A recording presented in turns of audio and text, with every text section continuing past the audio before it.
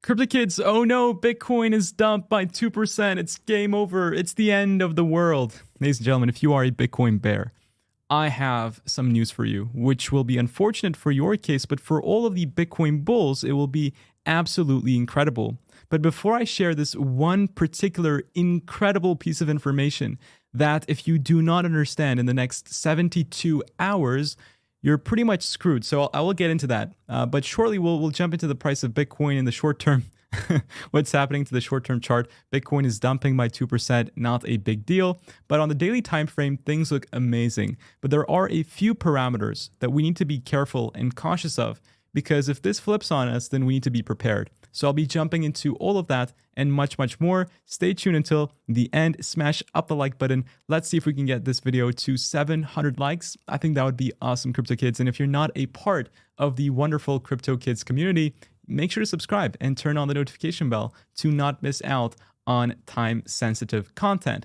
But if I was able to hook you enough and you stayed for at least this part of the video, we can jump into the short-term analysis for Bitcoin. So if you were able to watch the Moon Show approximately 2-3 hours ago, I was mentioning that we were forming a double top and Bitcoin would probably correct to the 69.1 to 68.5K level, because from this annoying level of resistance that Bitcoin has not been able to surpass, or we did for once very shortly, ever since Bitcoin broke to new all-time highs, we've been getting rejected from 71.3K.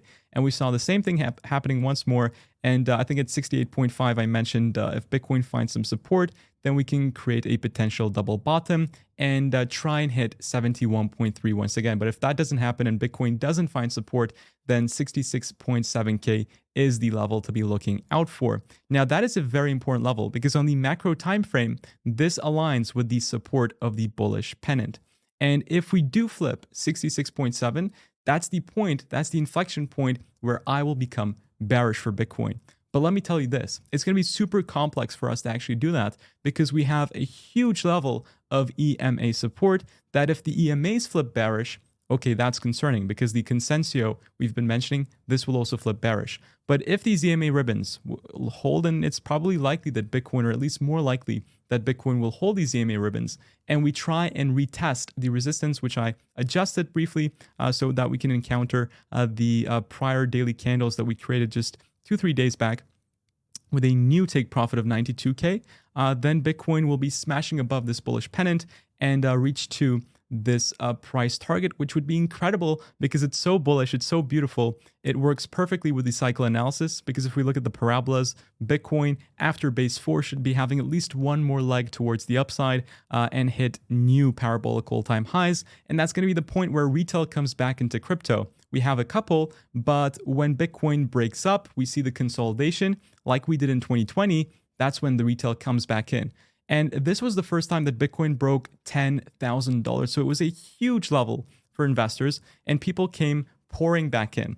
Now, once Bitcoin creates that parabolic high after reaching and surpassing the prior all-time high created a few years back, then people, right, at that parabolic level, that's when they funnel in.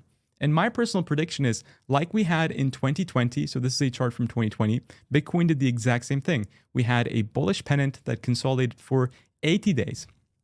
Okay, and after 80 days, Bitcoin broke out. We hit the target of it perfectly, which is calculated with the symmetrical triangle height, the same thing that I did for the 2024 chart.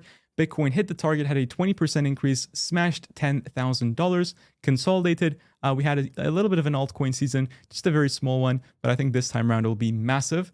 And Bitcoin corrected back to the bullish pennant resistance. So I exactly think the same scenario will play out. We'll probably go up to 90K, 92K, and drift around there for a while, maybe get close to 100K, get all of the media attention possible, bring all the retail back in so that they get excited to make 10x, 20x's on altcoins. Altcoins pump, Ethereum probably reaches a new all-time high because we've not done that yet. And my personal prediction for this, by the way, is $6,800.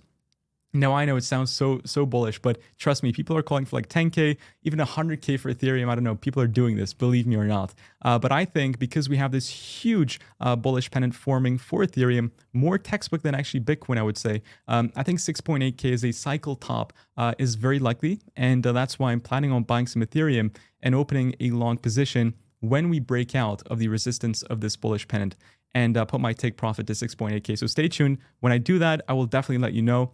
And I am very bullish on altcoins for the upcoming few months. So in summary, I think Bitcoin will probably do the same. We will flesh out those weekends just like we did in 2020 because, you know, the crypto market, or the Bitcoin market in particular, after seeing a huge parabolic high, we tend to come down and liquidate every new investor, every new entrant into the market. So I think Bitcoin will probably do that, a similar thing in the short term or the midterm, depending on when Bitcoin creates that 90K level. And that's exactly what I want to talk about. When will this high be created? Well, first things first, we are having a meetup this Sunday. So if you're in Dubai, this is your last chance to be able to buy these tickets for free. So technically it's not buying, but I'll put a link in the description, and I'll put a card at the top right-hand section because there's only a few tickets left. If you're in Dubai and on Sunday, if you're free, I highly recommend joining. So the thing is, right, on Monday, we got this huge news that the Hong Kong spot ETFs could be approved. Now, this is crazy because we mentioned the importance of the Hong Kong spot ETFs. It unlocks hundreds of billions of dollars worth of capital coming in potentially to Bitcoin. And it's so bullish that Bloomberg is expecting an approval by Monday.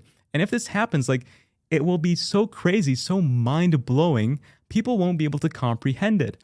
Now, the actual reason behind this is because people are funneling out their money from particularly the Chinese stock market.